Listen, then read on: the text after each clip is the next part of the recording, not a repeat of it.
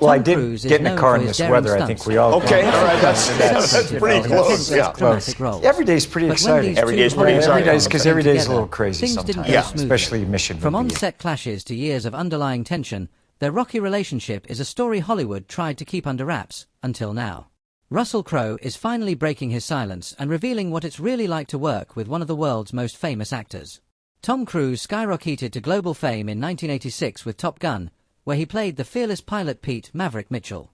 The film was a massive success, grossing $357 million on a modest $15 million budget, and it even caused Ray-Ban aviator sunglasses sales to surge by 40%. A decade later, in 1996, Cruise launched the Mission Impossible franchise, which would go on to define his career for nearly 30 years. With over $3.5 billion in global earnings, Cruise not only starred in but also produced each installment, insisting on practical, high-risk stunts that kept audiences on the edge of their seats. From motorcycle cliff dives and 500 practice base jumps in Dead Reckoning to 6-minute underwater scenes in Rogue Nation and a 25,000-foot halo jump in Fallout, Cruise's dedication to realism is unmatched. He's also proven his dramatic talent with roles in Jerry Maguire and A Few Good Men, earning critical acclaim and awards. With over 30 films grossing more than $100 million each, Cruise remains a box office powerhouse. Russell Crowe's rise to fame came from powerful performances in Australian films like Romper Stomper, 1992, where he played a violent neo-Nazi, and The Sum of Us, 1994, where he portrayed a gentle gay plumber. These contrasting roles showcased his incredible range and caught Hollywood's attention. From 1999 to 2001, Crowe was nominated for 3 consecutive Oscars for The Insider, Gladiator, and A Beautiful Mind, winning Best Actor for his role as Maximus in Gladiator. He made history by starring in 2 Best Picture winners back-to-back. Crowe didn't stop at acting. He directed The Water Diviner in 2014 and continued his music career, performing with bands like 30-Odd Foot of Grunts and the Gentleman Barbers. In 2024, his band delivered a standout performance in Leeds, covering songs by Nick Cave and Leonard Cohen. The first meeting between Cruise and Crowe happened in the summer of 1992 at a Sydney barbecue hosted by Naomi Watts. Nicole Kidman, then married to Cruise and a fan of Crowe's work, introduced the two. What began as a casual encounter evolved into a deep conversation. Cruise had already seen Crowe's films and asked thoughtful questions about his work, leaving Crowe impressed by his grounded nature.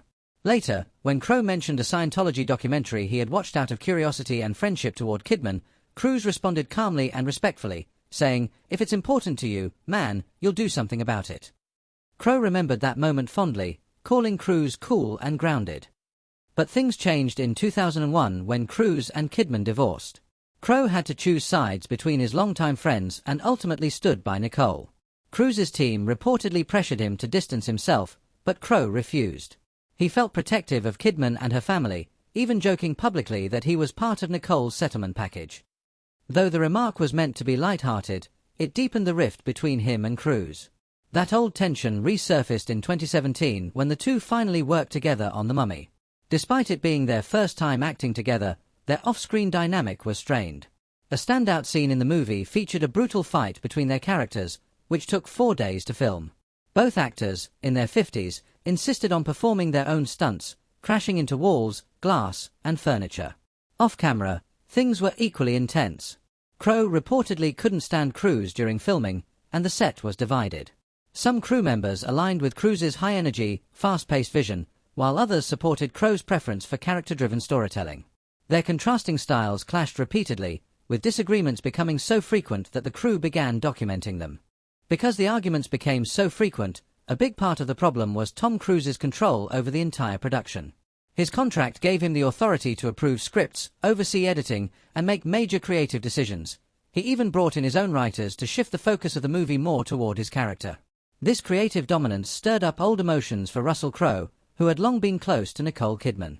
Working with Cruise meant revisiting their shared past. Crowe acknowledged the emotional weight of that in interviews, saying, "Any ending to a relationship like that is heavy, man, it must have been hard for both of them." Their relationship was one of Hollywood's most complex, starting with mutual admiration, enduring tension after Cruise's divorce, and eventually leading to a rocky professional collaboration. But this wasn't the only unusual episode in Cruise's career. In 2005, he had a highly public dispute with Brooke Shields over her memoir Down Came the Rain, in which she discussed her battle with postpartum depression and credited the antidepressant Paxil for helping her. Cruise publicly criticized her on The Today Show, calling her use of medication irresponsible and suggesting vitamins and exercise instead. He even took a jab at her career. Shields responded with a sharp op-ed in the New York Times, telling Crowe to stick to saving the world from aliens and leave mental health decisions to the women experiencing them. A year later, Crowe unexpectedly visited Shields to apologize in person. Though his views didn't change, she accepted the apology and later attended his wedding to Katie Holmes. Meanwhile, Thandau Newton revealed in a 2020 interview that she had a difficult experience working with Crowe on Mission Impossible 2. During a tense shoot in Spain in 2000, poor communication and Cruise's dissatisfaction with her performance led him to suggest they switch roles, a move that made Newton feel insecure and humiliated. She recalled how Cruise's stress seemed to physically manifest, and after the shoot, she blamed herself, only to receive a call from Crowe announcing they'd be reshooting the scene. In the reshoot, she delivered a powerful performance but felt the process had been unnecessarily harsh. In July 2022, Mickey Rourke stirred controversy when he criticized Crowe on Piers Morgan Uncensored, claiming Cruise's career lacked depth and artistic value, despite Top Gun: Maverick grossing over $1 billion. Rourke argued that real acting is about taking risks and undergoing true transformation. Another infamous moment was Cruise's heated exchange with Matt Lauer on The Today Show, where Crowe denounced psychiatry and antidepressants, insisting chemical imbalances didn't exist. The interview became one of the most controversial TV moments of the time. Brooke Shields again defended her decisions, highlighting the disconnect between Cruise's beliefs and mainstream views. Former Scientologist Leah Remini also exposed troubling behind-the-scenes stories, claiming Cruise's public outbursts, like his viral COVID-19 rant on the Mission Impossible set, were performative. She alleged that Cruise's behavior, including temper tantrums over missing cookie ingredients, had driven staff to quit, and called him an abusive dictator molded by Scientology leader David Miscavige. Cruise's rivalry with fellow Scientologist John Travolta added to the intrigue. Though both were prominent figures in the church, their competition for top status intensified in 2008 when Crowe received Scientology's highest honor, the Freedom Medal of Valor, an award Travolta believed should have been his. He was so upset he skipped Cruise's wedding to Katie Holmes. Rumors of special treatment and access to Miscavige further strained their relationship. Cruise's personal life also made headlines. In 2001, he shocked Nicole Kidman by filing for divorce, citing irreconcilable differences. The sudden breakup devastated her, especially as she was reaching the peak of her career. 2 years later, she won an Oscar for The Hours, but her personal life felt so empty that she left the after-party early and sat on the hotel floor eating takeout with her family. In that moment, she realized she wanted more than awards, she wanted love. The divorce was complicated by Scientology, which reportedly labeled Kidman a suppressive person, affecting her relationship with their adopted children. In 2005, when a reporter asked Crowe if Kidman was the love of his life, he angrily shut it down, warning the interviewer to put your manners back in. Despite the emotional turmoil, both moved on. Kidman found lasting happiness with country star Keith Urban, who won her heart with a surprise bouquet of gardenias on her birthday. They married in 2006 in Australia, while Crowe later married Katie Holmes. But even that didn't go well. In 2012, Tom Cruise and Katie Holmes ended their marriage in record time. Their divorce was finalized in just 2 weeks, shocking everyone in Hollywood. High-profile divorces involving money and property usually drag on for months, even years, but this one was different. Katie had planned everything with precision, reportedly using disposable phones to secretly consult with lawyers to ensure her exit from the marriage was smooth and undetected. When it came to finances, she made some unexpected choices. Rather than seeking spousal support, she focused solely on securing the future of their daughter, Sui. Crowe agreed to pay $400,000 a year in child support until Sui turns 18 and would also cover her healthcare and education. A trust fund was established for Sui, with most of the funds inaccessible until her 30s. Holmes also retained ownership of their $35 million Beverly Hills mansion and her valuable jewelry collection, walking away financially secure despite foregoing alimony. The most surprising part of the split was the custody agreement. Katie was awarded full physical custody of Sui, a rarity in celebrity divorces where joint custody is the norm. She wanted full control over Sui's daily life, especially decisions involving her education and religion, and she got it.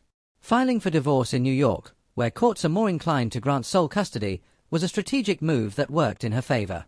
Meanwhile, in late 2004, Nazanin Boniadi's life took an unsettling turn when the Church of Scientology recruited her for a so-called special project, the details of which she initially didn't understand.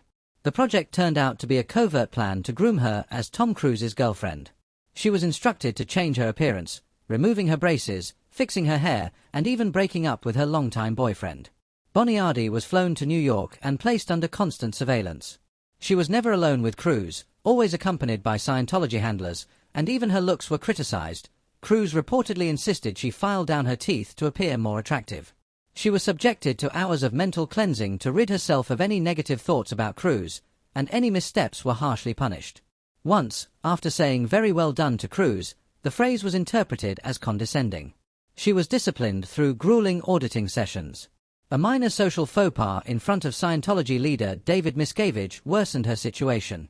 By January 2005, the relationship ended abruptly, leaving Boniardi heartbroken and confused.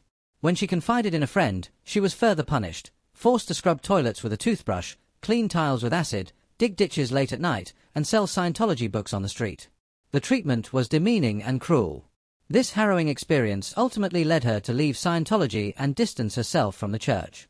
Years later, she courageously shared her story with the FBI, revealing the full extent of how the church had manipulated her life and her relationship with Tom Cruise.